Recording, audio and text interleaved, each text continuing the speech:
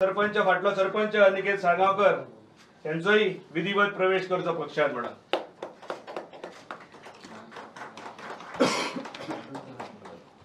नमस्कार।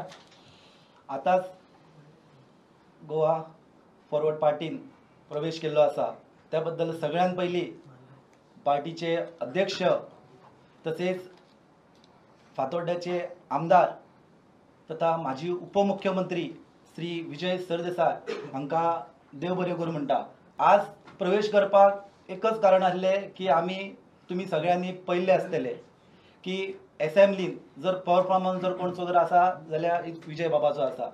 आमी तेचो परफॉर्मन्स पळोवन आमी स्वता निर्णय घेतलेलो आसा पक्षान प्रवेश करपाचो।